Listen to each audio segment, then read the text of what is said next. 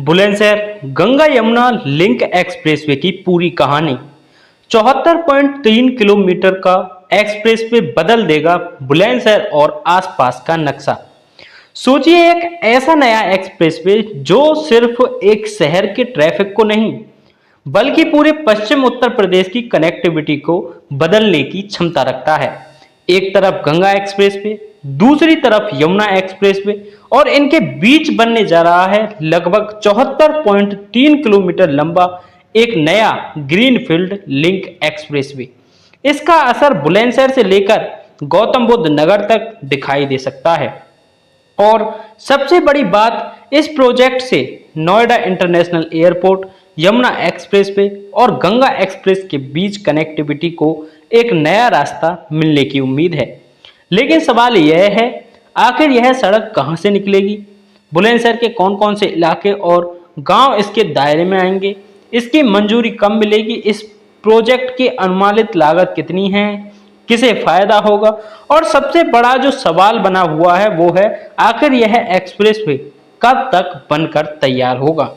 आज के इस वीडियो में हम आपको इस पूरे प्रोजेक्ट की A to Z जानकारी देंगे और वीडियो के आखिर में हम यह भी समझेंगे कि अगर यह कॉरिडोर पूरी तरह तैयार हो जाता है तो बुलंदशहर और आसपास के क्षेत्रों की कनेक्टिविटी और आर्थिक तस्वीर किस तरह बदल सकती है। इसलिए वीडियो को अंत तक जरूर देखिए, क्योंकि यह सिर्फ एक सड़क की खबर नहीं है, यह पश्चिम उत्तर प्रदेश के आने वाले नए इंफ्रास्ट्रक्चर की बड़ी कहानी है। दोस्तों, सबसे पहले एक जरूरी बात साफ कर लेते हैं। जैसे कई जगहों पर बुलंदशहर रिंग रोड कहा जा रहा है, वह उपलब्ध रिपोर्ट के अनुसार लगभग 74.3 किलोमीटर लंबा एक्सप्रेसवे कंट्रोल ग्रीनफील्ड एक्सप्रेसवे है। ये कोई रिंग रोड नहीं है। इसका मुख्य उद्देश्य गंगा एक्सप्रेसवे और यमुना एक्सप्रेसवे के बीच सीधा संपर्क तैयार करना है। रिपोर्टों के मुताबिक इस परियोजना की अनुमानित लागत लगभग 4000 करोड़ रुपए है। इसमें सबसे महत्वपूर्ण बात यह है कि यह नया कॉरिडोर पश्चिम उत्तर प्रदेश के कई महत्वपूर्ण क्षेत्रों को बेहतर कनेक्टिविटी देने की क्षमता रखता है। यानी आने वाले समय में बुलंदशहर, गौतम बुद्ध नगर और नोएडा इंटरनेशनल एयरपोर्ट और एक्सप्रेसवे नेटवर्क के बीच कनेक्टिविटी और मजबूत हो सकती है। लेकिन इस पूरी कहानी को समझने के लिए हमें इसकी शुरुआत से समझना होगा। तो चलिए शुरू करते हैं। अब आते हैं सबसे महत्वपूर्ण सवाल पर, इस प्रोजेक्ट को मंजूरी कब मिली? उपलब्ध रिपोर्ट के अनुसार उत्तर प्रदेश सरकार ने इस परियोजना के लिए भूमि अधिग्रहण की दिशा में महत्वपूर्ण वित्तीय मंजूरी दी है। फरवरी 2026 की रिपोर्ट के अनुसार लगभग 1204 करोड़ रुपए भूमि अधिग्रहण के लिए स्वीकृत किए गए थे। वहीं पूरी परियोजना की अनुमानित लागत लगभग 4000 करोड़ रुपए आंकी जा रही है। इसके बाद 2026 में भूमि अधिग्रहण की प्रक्रिया को आगे बढ़ाने और परियोजना को गति देने की खबर सामने आई है। यानी अभी इस प्रोजेक्ट को लेकर सबसे महत्वपूर्ण चरणों में से एक है भूमि अधिग्रहण।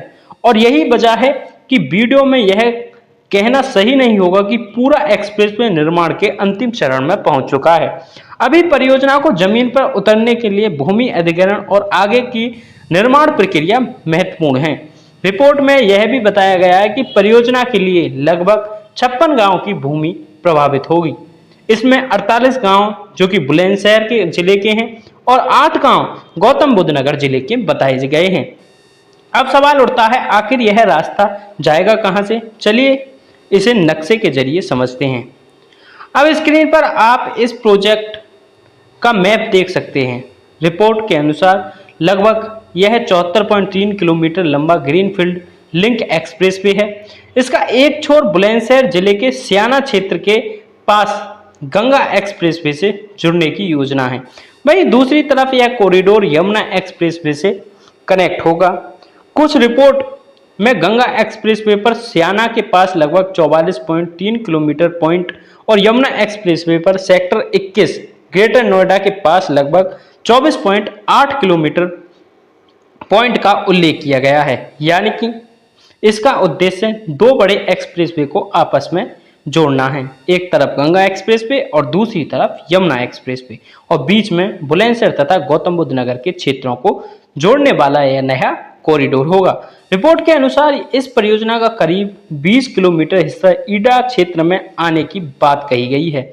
इस हिस्से में लगभग 9 किलोमीटर एलिवेंट रोड बनाए जाने की योजना भी सामने आई है। इसके अलावा सर्विस रोड की भी योजना बताई गई है। इसका मतलब यह है कि यह सिर्फ एक सामान्य सड़क नहीं होगी, बल्कि एक बड़े एक्सप्रेसवे नेटवर्क का हिस्सा होगा। अब बात करते हैं उन गांवों की जिनके नाम इस प्रोजेक्ट में जुड़े हैं। उपलब्ध रिपोर्टों के अनुसार कुल 56 गांव इस परियोजना में प्रभावित होंगे। इनमें 48 गांव बुलंदशहर जिले के और 8 गौतम बुद्ध नगर के हैं। यहाँ एक बात बहुत महत्वपूर्ण है, किसी गांव का प्रोजेक्ट के दायरे में आना और वहां पूरी तरह से सड़क बन जाना दो अलग बातें हैं। अंतिम जमीन अधिग्रहण, मुआवजा और निर्माण की प्रक्रिया संबंधी सरकारी प्रक्रियाओं के अनुसार आगे बढ़ती है। इसलिए गांव की सूची और जमीन की स्थिति को लेकर आधिकारिक अधिसूचना को अंतिम आधार मानना चाहिए। इस प्रोजेक्ट के लिए भूमि अधिग्रहण सबसे महत्वपूर्ण चरणों में से है और यही चरण यह तय करेंगे कि निर्माण कार्य किस गति से आगे बढ़ेगा। यदि आपको इसमें आने वाले जो 48 गांव बुलंदशहर जिले के हैं और 8 गांव गौतम बुद्ध नगर के हैं, यानी कि टोटल 56 गांव हैं, उन गांव की सूची देखनी है तो डिस्क्रिप्शन बॉक्स में मैंने एक वीडियो का लिंक दिया हुआ है। वहां पर टोटल 56 गांव विस्तार से एक एक गांव और एक एक जिले बार बताया गया है। आप डिस्क्रिप्शन में जाकर उस लिंक पर क्लिक करके उन 56 गांवों को विस्तार से देख सकते हैं। यहाँ पर दोबारा बताने का कोई औचित्य नहीं है, एक बार मैं इन सभी गांवों को पहले बता चुका हूं। अब आगे बढ़ते हैं। अब बात करते हैं उस सवाल पर जो हर बुलंदशहर निवासी जानना चाहता है, इससे बुलंदशहर को क्या फायदा होगा। सबसे पहला फायदा बेहतर कनेक्टिविटी। बुलंदशहर क्षेत्र को गंगा एक्सप्रेसवे और यमुना एक्सप्रेसवे नेटवर्क से जुड़ने का नया विकल्प मिलेगा। और दूसरा बड़ा फायदा नोएडा इंटरनेशनल एयरपोर्ट तक पहुंच। इस लिंक के जरिए पश्चिम उत्तर प्रदेश के कई इलाकों को एयरपोर्ट की ओर बेहतर कनेक्टिविटी मिलने की उम्मीद है। और तीसरा फायदा लॉजिस्टिक और ट्रांसपोर्ट के जरिए होगा। जब बड़े एक्सप्रेसवे एक दूसरे से जुड़ते हैं तो माल की ढुलाई के लिए नए रास्ते तैयार हो जाते हैं। इसका फायदा ट्रांसपोर्ट, वेयर हाउस और लॉजिस्टिक सेक्टरों को मिल सकता है। बात करें इसके चौथे फायदे की तो औद्योगिक विकास। बेहतर सड़क कनेक्टिविटी किसी भी क्षेत्र में उद्योगों के लिए एक महत्वपूर्ण आधार होती है। जहां सड़क, एक्सप्रेसवे, एयरपोर्ट और बाजार एक दूसरे से जुड़ते हैं, वहां आर्थिक गतिविधि बढ़ने की संभावना रहती है। लेकिन ध्यान रखिए, यह फायदे संभावित हैं। इसका वास्तविक असर इस बात पर निर्भर करेगा कि एक्सप्रेसवे कब पूरा होता है, कनेक्टिविटी कैसी रहती है और इसके आसपास का विकास किस गति से होता है। अब इस प्रोजेक्ट का सबसे बड़ा कनेक्शन समझिए, नोएडा इंटरनेशनल एयरपोर्ट। जेवर में बन रहा यह पश्चिम उत्तर प्रदेश के इंफ्रास्ट्रक्चर नेटवर्क का एक बड़ा हिस्सा है। ऐसे में एयरपोर्ट तक पहुंचने के लिए सिर्फ एक सड़क काफी नहीं है, जरूरत होती है एक मजबूत एक्सप्रेसवे नेटवर्क की। और यही वजह है कि गंगा एक्सप्रेसवे और यमुना एक्सप्रेसवे को जोड़ने वाला यह लिंक एक्सप्रेसवे महत्वपूर्ण माना जा रहा है। अगर यह कॉरिडोर पूरा होता है तो पश्चिम उत्तर प्रदेश के कई क्षेत्रों से एयरपोर्ट तक पहुंचने के लिए एक अतिरिक्त और बेहतर कनेक्टिविटी विकल्प तैयार हो सकता है। इसका फायदा सिर्फ यात्रियों को नहीं बल्कि कार्गो, लॉजिस्टिक और व्यापार को भी मिल सकता है। और यही वजह है जिसकी वजह से इस प्रोजेक्ट को सिर्फ बुलंदशहर की सड़क परियोजना के रूप में नहीं देखा जा रहा है, इसे पूरे क्षेत्र के बड़े एक्सप्रेसवे नेटवर्क का हिस्सा माना जा रहा है। अब एक और बड़ा सवाल, क्या इस एक्सप्रेसवे से बुलंदशहर का ट्रैफिक कम होगा? इसका जवाब थोड़ा सावधानी से समझते हैं। अगर भारी वाहन और लंबी दूरी का ट्रैफिक शहर के अंदर आने के बजाय इस तरह के बाहरी एक्सप्रेसवे नेटवर्क का इस्तेमाल करता है तो शहर की मुख्य सड़कों पर दबाव कम होने की संभावना होती है। लेकिन यह कहना अभी जल्दबाजी होगी कि इससे बुलंदशहर का पूरा ट्रैफिक खत्म हो जाएगा, लेकिन कहीं हद तक खत्म होगा, क्योंकि अब बुलंदशहर में रिंग रोड की भी सुन रहे हैं कि पूरे बुलंदशहर में एक रिंग रोड बनने जा रहा है जो बुलंदशहर के बाहरी तरफ से होकर निकलेगा और बीच में उसका बाजार होगा और चारों तरफ घूमते हुए बाहरी ओर से रिंग रोड बनेगा। फिर भी एक मजबूत बाहरी कनेक्टिविटी नेटवर्क शहर के लिए निश्चित रूप से महत्वपूर्ण साबित हो सकती है। अब इस पूरी परियोजना का सबसे संवेदनशील हिस्सा भूमि अधिग्रहण है। रिपोर्ट के अनुसार इस परियोजना के 56 गांवों की जमीन प्रभावित होगी। ऐसे में किसान और जमीन मालिकों के लिए मुआवजा और अधिग्रहण प्रक्रिया सबसे महत्वपूर्ण विषय होगा। सरकार के लिए चुनौती होगी कि भूमि अधिग्रहण की प्रक्रिया पारदर्शी तरीके से पूरी हो और प्रभावित लोगों को नियमों के अनुसार उचित मुआवजा मिले, क्योंकि किसी भी बड़े एक्सप्रेसवे प्रोजेक्ट की गति काफ़ी हद तक भूमि अधिग्रहण पर निर्भर करती है। यानी जमीन जितनी तेजी से उपलब्ध होगी, निर्माण की प्रक्रिया उतनी ही तेजी से आगे बढ़ सकती है। अब आता है सबसे बड़ा सवाल कि यह एक्सप्रेसवे आखिर कब तक बनकर तैयार होगा। यहां आपको एक बात बिल्कुल साफ बता दूं, उपलब्ध ताजा रिपोर्ट में हमें इस पूरे 74.3 किलोमीटर प्रोजेक्ट के लिए ऐसी कोई निश्चित आधिकारिक निर्माण पूर्णतः तारीख नहीं मिली है जिससे हम पक्के तौर पर बता सकें। इसलिए अगर सोशल मीडिया पर आपको कोई निश्चित साल या तारीख दिखाई दे तो उसे आधिकारिक पुष्टि के बिना अंतिम सत्य न माने। फिलहाल परियोजना की दिशा में भूमि अधिग्रहण और आगे की प्रक्रिया महत्वपूर्ण चरण है। निर्माण की वास्तविक समय सीमा भूमि अधिग्रहण, टेंडर, ठेका और निर्माण शुरू होने के बाद ज़्यादा स्पष्ट होती है।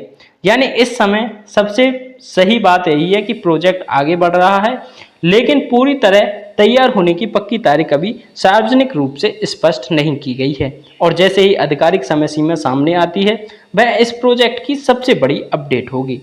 अब जरा बड़ी तस्वीर देखिए, एक तरफ नोएडा इंटरनेशनल एयरपोर्ट, दूसरी तरफ यमुना एक्सप्रेसवे और गंगा एक्सप्रेसवे, ईडा क्षेत्र में विकसित हो रहे सेक्टर और इनके बीच बनने वाला यह नया लिंक एक्सप्रेसवे, अगर आने वाले वर्षों में ये सभी कनेक्टिविटी प्रोजेक्ट अपने लक्ष्य के अनुसार विकसित होती हैं तो बुलंदशहर और आसपास के क्षेत्रों में आर्थिक गतिविधि के बढ़ने की संभावना बढ़ सकती है। इससे लॉजिस्टिक, वेयर हाउस, ट्रांसपोर्ट, उद्योग और व्यापार और रोजगार के नए अवसर पैदा होने की संभावना तो होती ही है। लेकिन फिर भी वही बात है कि यह एक संभावित प्रभाव है। वास्तविक बदलाव प्रोजेक्ट के पूरे होने और आसपास के विकास पर निर्भर करता है। तो दोस्तों, आज की पूरी खबर का निष्कर्ष क्या है? दरअसल 74.3 किलोमीटर लंबा प्रस्तावित ग्रीनफील्ड लिंक एक्सप्रेसवे करीब 4000 करोड़ के अनुमानित लागत से बन रहा है और 56 गांवों की जमीन इससे जुड़ने वाली है, जिसमें 48 गांव आपको पता है बुलंदशहर के हैं और 8 गांव गौतम बुद्ध नगर के हैं। टोटल 56 गांव हैं। और मैं आपको फिर से कहूंगा, यदि अभी तक आपने इन 56 गांवों को नहीं देखा है, कौन कौन से 56 गांव हैं, जिलावार आप देख सकते हैं। डिस्क्रिप्शन बॉक्स में मैंने वीडियो का लिंक डाला हुआ है, वहां पर क्लिक करके आप इन 56 गांवों को देख सकते हैं सूचीवार कि कौन कौन से इसमें 56 गांव आते हैं। ठीक है, क्या आपको लगता है कि यह नया लिंक एक्सप्रेसवे बुलंदशहर की तस्वीर बदल सकता है? क्या इससे बुलंदशहर को नोएडा एयरपोर्ट और एक्सप्रेसवे नेटवर्क का बड़ा फायदा मिलेगा? अपनी राय कमेंट में जरूर लिखिए। और अगर आप बुलंदशहर, खुर्जा, स्याना, जेवर, नोएडा एयरपोर्ट और पश्चिम उत्तर प्रदेश की ऐसी ही बड़ी विकास परियोजनाओं की सटीक और लगातार अपडेट चाहते हैं तो चैनल को सब्सक्राइब जरूर करें, क्योंकि आने वाले समय में इस एक्सप्रेसवे की जमीन, रूट, इंटरचेंज, निर्माण और हर बड़ी खबर हम आपके साथ साझा करने वाले हैं। तो मैं मिलता हूं आपसे अगले किसी और वीडियो में। तब तक के लिए जय हिंद, जय भारत, वंदे मातरम।